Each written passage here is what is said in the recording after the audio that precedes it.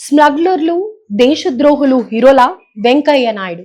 Cinema అంటే కళ అని, అది కళాత్మకమైన వ్యాపారమని, ప్రజలకు మేలు చేసేలా ఉండాలే కానీ వారిని చెడగొట్టేలా ఉండకూడదని మాజీ ఉపరాష్ట్రపతి ముప్పవరపు వెంకయ్య నాయుడు వ్యాఖ్యానించారు.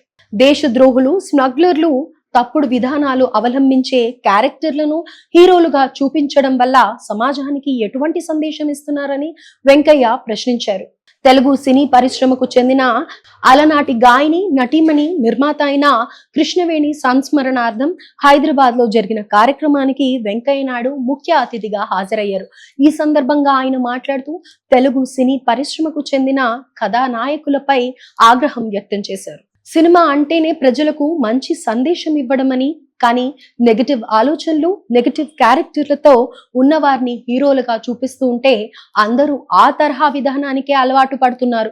సినిమా అంటే మంచి విషయాన్ని తెలియజేయడం అన్నారు. పాత సినిమాల్లో కూడా ప్రతినాయకులు ఉండేవారని, సినిమా చివర్లో మంచి విషయాన్ని తెలియజేయడంతో పాటు మంచి సందేశాన్ని ఇచ్చేవారమన్నారు. తప్పుడు విధానాలతో రూపొందించే క్యారెక్టర్లను హీరోలు ఒప్పుకోకూడదని, వాటిని పిల్లలు అస్సలు చూడకూడదన్నారు. ప్రమాణాలు మంచిగా ఉంటే సమాజం కూడా అత్యున్నత ప్రమాణాలతో తయారవుతుందన్నారు. ఎన్టీ రామారావు, అక్కినేని నాగేశ్వరరావు లాంటి హీరోలు ఇప్పుడు రమ్మన్నా రారని తెలుసుకోవాలి అని అన్నారు. పాతాళ భైరవి, మిస్సమ్మ, గుండమ్మ కథ, సీతారామయ్య గారి మనవరాలు, అలాగే ఉషా కిరణ్ మూవీస్ పై రామోజీరావు నిర్మించిన అనేక చిత్రాలు ప్రేక్షకులకు మానసిక ఉల్లాసాన్ని కలిగించేవని చెప్పారు. ఈ తరం ప్రేక్షకులు కూడా వాటిని గొప్ప చిత్రాలుగా చెప్పుకుంటున్నారంటే వాటి గొప్పదనాన్ని అర్థం చేసుకోవచ్చన్నారు. అలాగే హాస్య సన్నివేశాల్లో కూడా ద్వంద్వ అర్థాలు లేకుండా, అశ్లీలత లేకుండా చూసుకోవాలని హితవు పలికారు.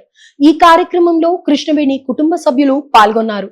వీరితో పాటు మురళీమోహన్, నందమూరి రామకృష్ణ, అక్కినేని వెంకట్, అక్కినేని నాగసుశీల, ఎల్వి రమేష్ ప్రసాద్,